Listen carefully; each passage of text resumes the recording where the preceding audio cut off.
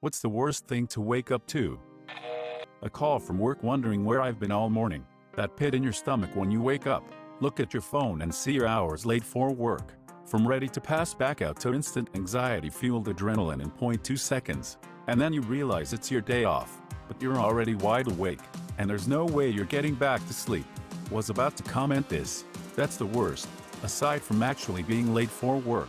Such an emotional ride hat. I have 2 alarms for during the week, one to wake me from my deep sleep, and the other I have to stand up, put my thumbs on my phone and hold them in that position and spin in a circle twice to shut it off. I forgot to turn it off last Saturday, so I woke up completely from that at 4 a.m. after going to bed around 1 a.m. It took me almost 2 hours to fall asleep after that one. Similarly, I have one that goes off an hour before I need to wake up, then another that actually goes off at the right time. Except a few months ago, I woke up at 8:50, class was in 10 minutes and it was a 15-minute walk plus actually getting out the door. Except my brain eventually turned on and remember class actually started at 10. I just hit snooze on the first alarm several times. For some reason I looked at 8:50 and internalized it as 9:50, but oh boy, my adrenaline was pumping for those few minutes. A tornado alarm. Shit is so freaking scary, especially at 3 a.m. while you are in a tent, and the nearest tornado shelter is a 10-minute walk through the woods in a thunderstorm. This exact scenario happened with me as well. I'm from the Midwest. I visited a friend on the East Coast a few years ago. Got to her house one night about 10 p.m. I had driven 12 straight hours a day to get there. I'm passed out asleep when I get woken up by a tornado siren about 2 a.m. Completely freaked out. Turns out what we, Midwesterners, use as tornado siren, her local fire department uses when they are going out on a call. She lived less than a block away from them. To be fair, you get used to it. I worked a lot and traveled, so hearing this and seeing people sort of panic, I was like, what the frick? It's just a fire alarm. Turns out, tornado. Good times. Police. I woke up to police chasing a guy through our yard. He tripped over the bikes I had leaning against the house right where my bedroom is. That's the only reason the cops got him. There was so much yelling and threats to shoot until finally the guy cooperated. That was like January 2nd. Same thing happened to me, except the dude being followed by the cops was my underage brother who stole my grandma's truck and freaked when police tried to pull him over for going too slow. He crashed into the house. Thank God I was getting a cup of water at 2 a.m. otherwise I'd be crushed by the caving-in wall. Woke up to the police knocking on our door a few days before Christmas when I was 14, saying my brother had been reported missing. Turned out the drunk fricker just fell asleep on the train and ended up in Dublin. But shit, that was terrifying. I did the same thing, but in the opposite direction. Ended up in Longford. You're lucky to have escaped back.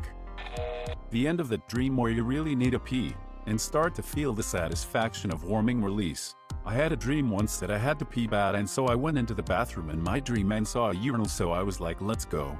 Anyways, I start peeing and it's just a water full of piss. Like, have you ever bought a really big drink and just drank it all in an hour and then had to pee, and you're peeing so much that you have to stop the full stream for a second so that you can full stream again? That's exactly how it was, but it was just never ending. They kept going for what felt like 15 minutes until I woke up, and thankfully I hadn't pissed the bed. I don't know how I was able to hold it in through peeing so much in my dreams, but it was a relief. My dreams alert me that I have to pee in real life in so many ways. One of them is the endless stream of pee as well, Romeo. Another is I repeatedly go to the restroom, with no relief. I also occasionally get ones where I start searching for a restroom, but either cannot find one or the only restroom I find is absolutely filthy. Luckily, I've always woken up and have never had a bedwetting incident from any of these dream scenarios. What is with these dreams? I also get the same one where the bathroom is filthy. I'm stepping on the floor and it's just covered in urine or something. Or to top it off, I finally find a bathroom, but the toilet is like built into a bench or something weird, and there are a bunch of people throughout the bathroom getting changed, etc. So I'm on full display, but only I know it's weird and they think it's normal. Brains are so strange. Thanks to a fever, stress, some medication, and too much wine, one night I woke up to my family yelling at me, asking what the hell I was doing, as I was standing next to my open dresser drawer, taking a long piss onto my folded pants. Sleepwalking is weird as frick. Oh, I got a story on that one.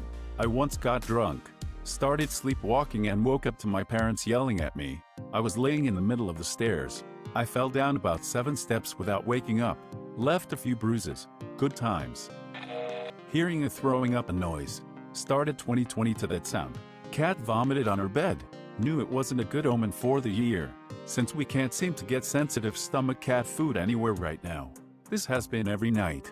Unfortunately, I hate to refer them after the way they treated me and some other, now former, employees, but try Chewy.com. Oh come on, you can do better. Your 3-year-old walking into your bedroom saying they don't feel good and projectile vomiting into your face right as you open your eyes. When I was 6 years old, I shared a room with my 4-year-old sister. She liked to climb in my bed late at night, because I had the top bunk and it is a serious toddler flex. I woke up one night realizing my sister was in bed next to me. I also smelled something terrible. Bleary-eyed, I made my way to the bathroom to investigate. The smell wouldn't go away even as I walked down the hall, and I noticed my shirt was heavy in the back. I turned around in the mirror to see that my sister had blown chunks all down my back in her sleep. It's in my hair, it's down my back. I am soaking in vomit. My mom got a 2 a.m. wake-up call moments or tears said he threw up all over my back. Your dog gagging and about to throw up in the middle of night, then hearing him eating it 15 seconds later. Sounds like the problem solved itself. I'd rather they clean it up. I woke up to my dog jumping up next to my pillow and just managed to close my eyes and mouth before she vomited on my face. I just dry heaved so hard. Nice job. I was babysitting my niece one time when she was about 4. I packed her off to bed and went to watch a movie on the couch, where I promptly dozed off, only to be woken a few hours later in complete darkness, having no idea where I was, and with a tiny, clammy little demon hand grabbing at my ankle. I've never been awake faster in my life, only to be greeted by a very confused child who just wanted a story and who no one had seen fit to tell me could get over the baby gate like a goddamn ninja. We don't tell her mother about the time Aunt Hazel almost kicked her darling daughter through a window. Mine is very similar, but also the opposite. When I was 18, I would regularly visit my sister who lives about 2 hours away. I would usually stay for the weekend, babysit my infant niece and they could have a chance to go out. This particular time, I dozed off on the couch. I woke up in a blur around midnight and realized I didn't have the baby monitor. I went upstairs and saw the baby's door was open. I tiptoed in, and the crib is empty. I full on panic, ran around yelling, checking all the rooms and doors, all still locked. I find my phone and there's a text from my sister dog Medzer in the window by the sink. 1:30 a.m. I finally remembered. I had come that weekend to take care of their dog while they, baby included, went to Ohio. I've never been so relieved in my entire life. Meanwhile, I bet the dog was following you around the house with a "what's all the commotion" attitude. He was just happy to be a part of it. Probably thought they were playing a really good game of hide and seek. Imagine how happy they must have been when the baby came back and they found them. I love this so much. A few years ago I was awoken at probably 5 a.m. Sun was just starting to appear, by the most rancid stench I have ever experienced. It was so rank that it woke me out of a sound sleep. I am unwhackable. I will silence alarms in my sleep. I have slept through hurricanes, but the stench slapped me in the face so hard that I was up and ready to fight it at the first grasp of consciousness my body had. At first I thought it was some serious ass dog poop, but my bedroom door was still shut and it would be super weird since my dog doesn't have a history of pooping in the house. So I go on a manhunt for the source of this god-awful aroma and I absolutely cannot figure it out. Nothing on the floor, under the bed, on the bed, in the closet, in any piece of furniture, etc. I open the window, partially to let in some fresh air and partially to see if it's coming from outside. Then I walk by my python's enclosure one more time and realize that it is the epicenter of this horrific nightmare fume. I couldn't see much through the barely sunlit room, so I flipped the light switch on to see the side of her enclosure covered in a dried, crusty liquid and some bits of unidentifiable chunks. Absolutely disgusted. I have no choice but to get closer and inspect this hazmat crime scene to find out what the frick happened and see if she was still okay. She was fine, but coiled up at the opposite end of her enclosure with her head poking up at me, pleading, begging, please, please human, kill me. She had escaped the day before and had been fed the day before that. If you don't know much about caring for snakes, you have to let them rest and digest about 72 hours after eating, otherwise they can and most likely will vomit. Do you know what snake vomit looks like?